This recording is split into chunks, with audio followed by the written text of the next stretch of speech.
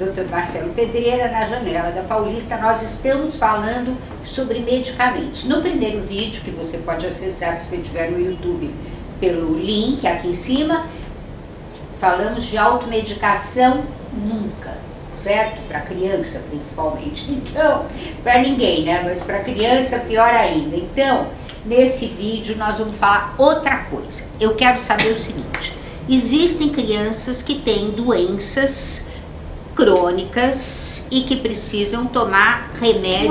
Contém esse negócio de uso contínuo para criança também? Assim como adultos, com certeza. Né? Claro. Que doenças seriam essas? Que é de uso contínuo? É.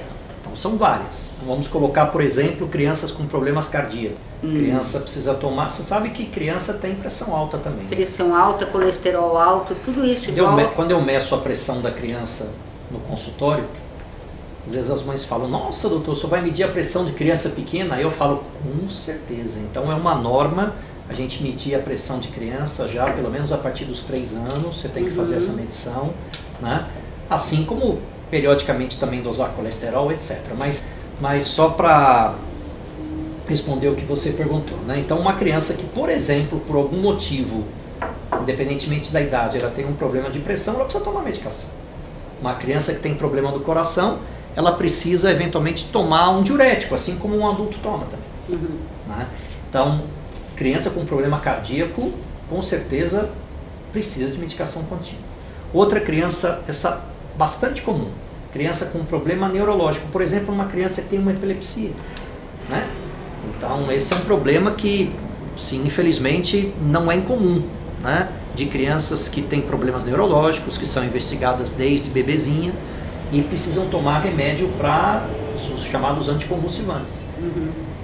E isso e a criança vai crescendo e a dose precisa aumentar, o médico precisa ver e muitas vezes ele acrescenta ou ele tira uma medicação, mas são crianças muitas vezes aí fadadas a tomar medicação, por vezes aí até a idade adulta, se não for por resto da vida, né? Então não tem jeito. Você pega mãe de criança que tem doença crônica, a mãe precisa andar com a sacola dos remédios, né? Fora aqueles remédios que ela precisa dar, por exemplo, em caso de urgência, né? Então, nós falamos aí no outro vídeo da asma, né? Então, eventualmente, você está numa viagem com a criança, aí a criança entra em contato com alguma coisa que deu alergia, desencadeou a asma.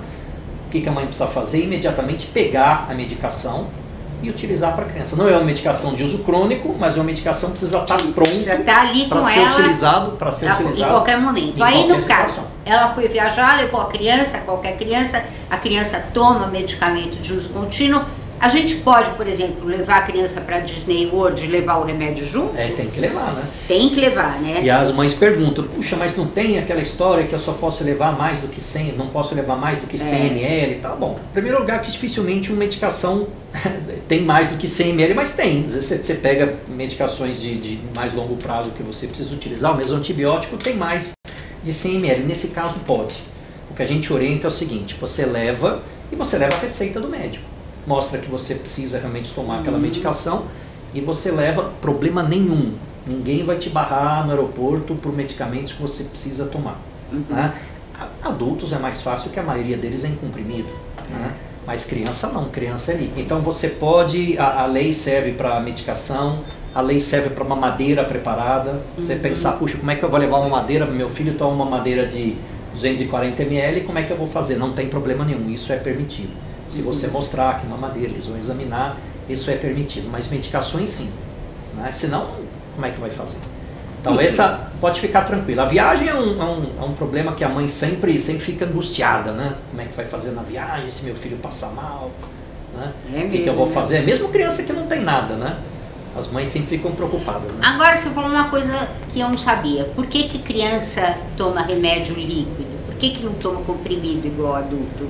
Qual que é essa diferença aí? Na verdade, poderia tomar primeiro se ela soubesse engolir o comprimido, né? O problema é engolir, né? E você sabe, Isabel, que tem adulto que não gosta muito de comprimido, adolescente que não gosta também, que não consegue engolir comprimido. Mas o problema da criança é que ela realmente precisa engolir.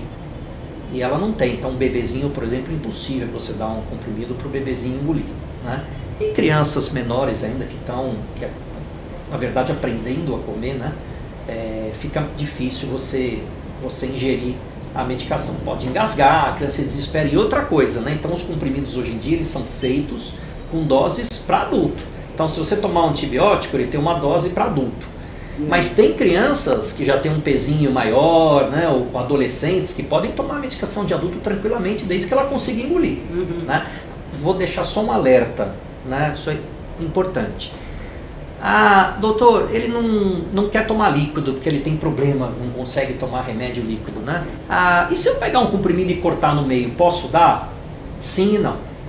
Tá certo? Você precisa saber se o comprimido ele é feito para ser partido. Então, geralmente você tem isso em bula e ele tem o suco, né? Quando é para ser. Porque você pega um comprimido revestido, por exemplo, que é um comprimido que ele tem uma película especial que ele libera a medicação no lugar certo.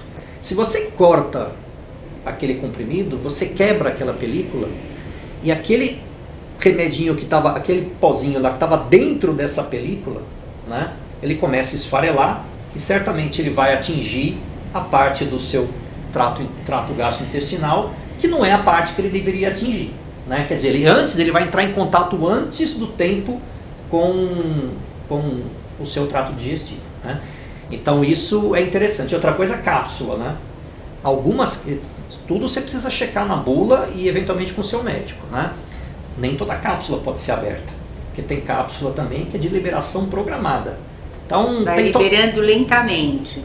E se você tomar de uma vez só, elas são preparadas para serem liberadas no local certo, né? No lugar certo do intestino, ali direitinho. Então, não é aquela coisa, mas é a mesma coisa, eu pego um comprimido e corto no meio, eu pego a cápsula, abro e coloco num copinho. Não é assim. Existem situações que você pode fazer, mas existem que você não pode fazer. Então, né, atenção, mais uma vez, conversa com seu médico, conversa com seu pediatra, leia a bula nesse aspecto. Pior das hipóteses, liga para o laboratório que faz o produto, tem lá na caixinha o saque lá, fala assim, eu quero saber se eu posso fazer isso, não, eles te respondem.